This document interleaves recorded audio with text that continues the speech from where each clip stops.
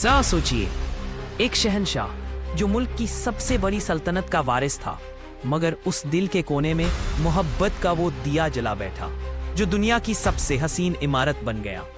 एक मकबरा, मगर ऐसा जो आज तक महज एक कब्रगाह नहीं, इश्क की नज्म बनकर जिंदा है। ताजमहल एक पत्थर नहीं, मोहब्बत की कहानी है। और आज हम उसी ताजमहल की परत दर परत हकीकत को आपके सामने पेश करने जा रहे हैं, जैसा कभी किताबों में नहीं बताया गया, जैसा आपने सुना नहीं मगर महसूस कर सकते हैं।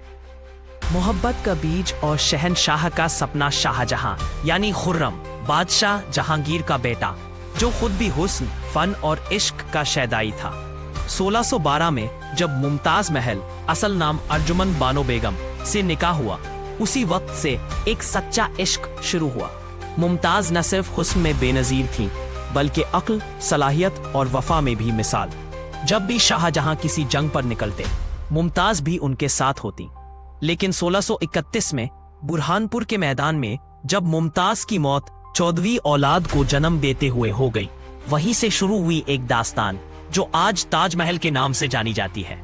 तामीर का इरादा और पहला नक्शा कहते हैं, मुमताज की आखिरी सांस लेते वक्त शाहजहां से 3 वादे लिए गए थे। एक, वो दोबारा निकाह नहीं करेंगे। दूसरा, बच्चों की परवरिश खुद करेंगे। और तीसरा, एक ऐसा मकबरा बनाएंगे जो दुनिया की मिसाल बन जाए। बस फिर क्या था, बादशाह ने पूरी सल्तनत की ताकत झोंक दी अपने इश्क की याद को हमेशा के लिए जिंदा करने के लिए। कहां से आए ये हुनरमंद? शाहजहां ने सिर्फ हिंदुस्तान के नहीं, बल्कि उस वक्त के पूरी दुनिया के बेमिसाल फनकारों, कारीगरों, नक्काशों, हिज्जामों और हुक्कामों को बुलाया। उस्ताद अहमद लाहौरी, मुख्तार आला यानी चीफ आर्किटेक्ट, काशगर से नक्काश आए, समरकंद से पत्थर तराशने वाले, इस्फहान ईरान से झरोखों के बनाने वाले और तुर्की से गुंबद बनाने के माहिर।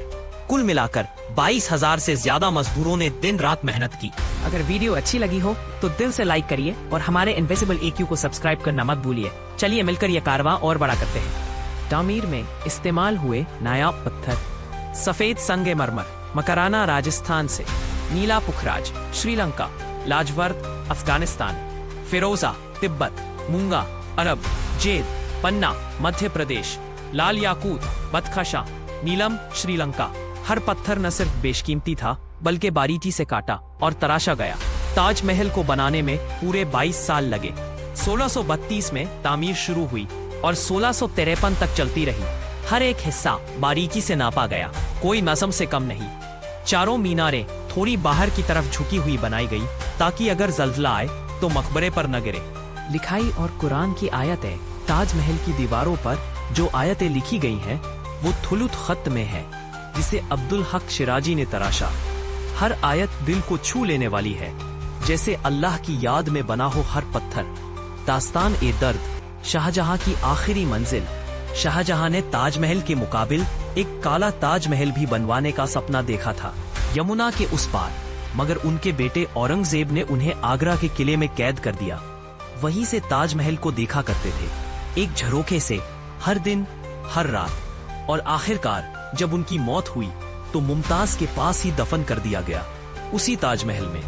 वो दिन जब ताज को ढांप दिया गया दूसरे आलमी जंग, वर्ल्ड वॉर 2 के दौरान, और फिर 1971 के भारत पाकिस्तान जंग के वक्त ताजमहल को एक बसों की छत जैसी चीज से ढांप दिया गया था, ताकि ऊपर से प्लेन इसे देख न सके।